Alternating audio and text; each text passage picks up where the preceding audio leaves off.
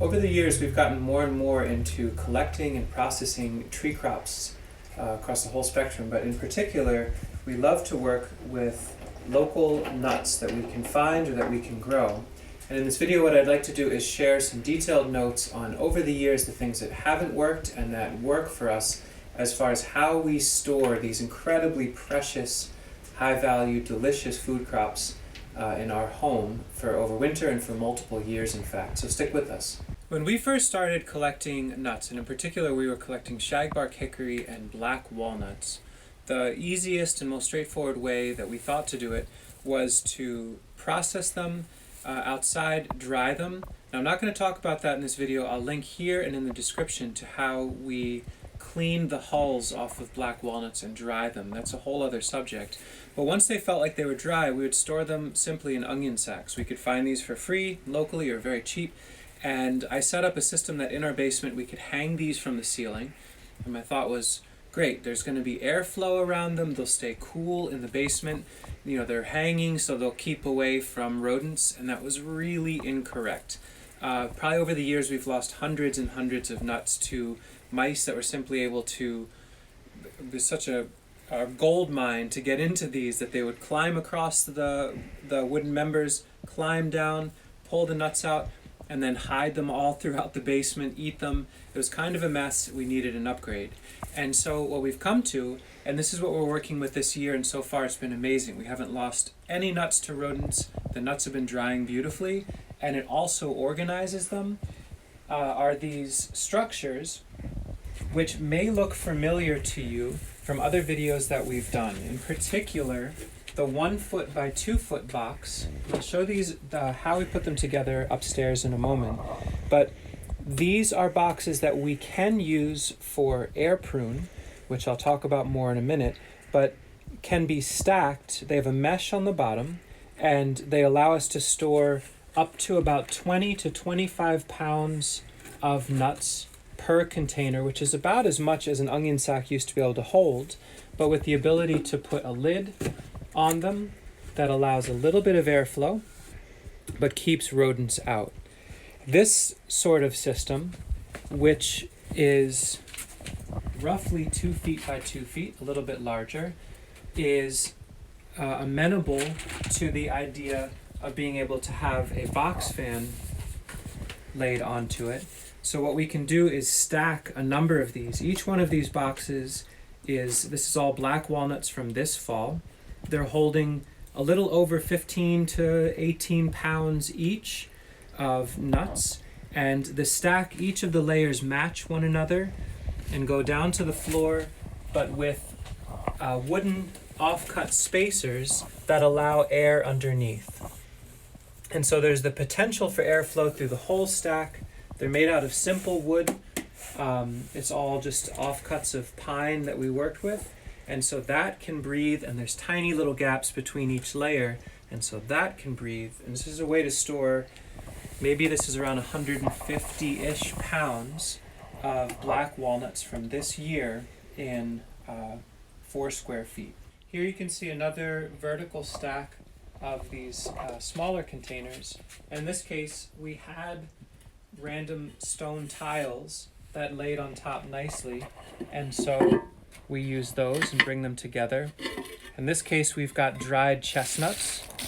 One of these days soon, we'll make a video. Sasha makes incredible chestnut polenta from these that we grind, and then she cooks down just polenta in water and salt. And so these can be stored dry for long-term storage here. You can see on each of these, I just take a moment and write a little code for myself so I know that these are shagbark and shagbark. And then these are Japanese walnut, believe it or not, from the year 2016. They are completely 100% still very much edible and worthwhile.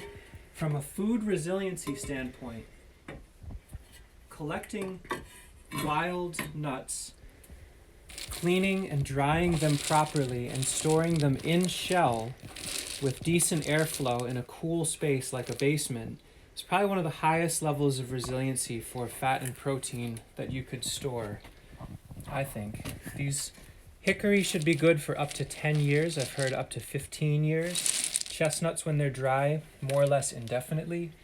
Acorns, more or less indefinitely. So these Japanese walnuts from now 4 years ago. This is a particularly deep one, so this weighs more like 40 pounds. A little less comfortable, but it works. 1 out of every 50 is a dud. The rest taste absolutely beautiful. So not exactly the absolute easiest way to access day after day, but what we found is that the 1 foot by 2 foot boxes, they're heavy, but they're not unreasonable, and they can be brought upstairs for bulk processing at a time. So if we want to make shagbark hickory tea or do some chestnut polenta, we can bring these up, work with them, and then bring it back down when we're done. Let me close this up for now.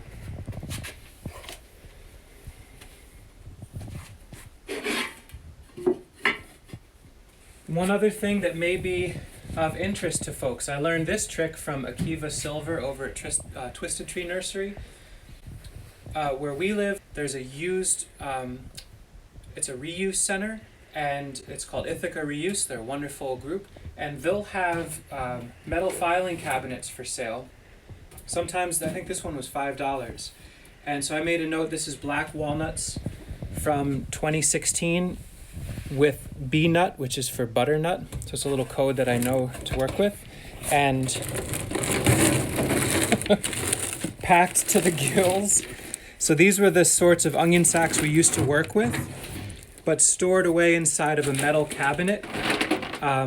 This keeps it, as long as the metal cabinet doesn't have holes in the bottom or the sides, you can use something like this as an already made way to store nuts.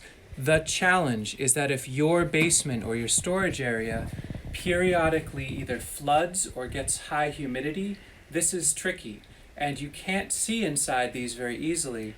So if you know it's going to flood once in a blue moon, you'd want to prop this up on bricks or something like that with a really sturdy metal mesh underneath so airflow can get through and rodents can. So what we've made here for storing these nuts, and this is kind of coming from the principle in permaculture of stacking functions, is that we wanted to make structures that, first of all, not from really high grade material. This is all older wood. And then in this case, I'm using 1/2-inch hardware cloth and simply stapling it down. So it's like $1 or $2 per box. But 1 foot by 2 foot, 5 or so inches deep, filled with nuts is manageable for an average person to carry. The nice thing though is that this, when the nuts are not in there being used for drying or for storing, if you're done eating the nuts that are in there, you could simply use this to fill with soil and start seeds that then have a portable air prune bed. And so you can see other videos that we made that talk about that. So it could either be for storing nuts long term or for starting seeds. And since the best way to store nuts like chestnut, hickory, any of them, is to leave them in the shell. For long-term storage, you never want to crack out the nuts and store them in a freezer or what have you. Leave them in the shell. They're in their own container. And so if you use this one season for starting trees from seed, and the next season you're using it to store nuts for a year or two and then back to starting seeds, there's no problem there. The soil's not going to be an issue. And we made them so that this sort of size matches this larger one, which we can use for air drying with a fan, that 2 of them can sit right next to each other and support each other. So it's kind of a modular system. This one we're using 1/2-inch hardware cloth. In this one we're using, this is 1 inch by 1/2 inch. This is probably just large enough that mice could sneak through here.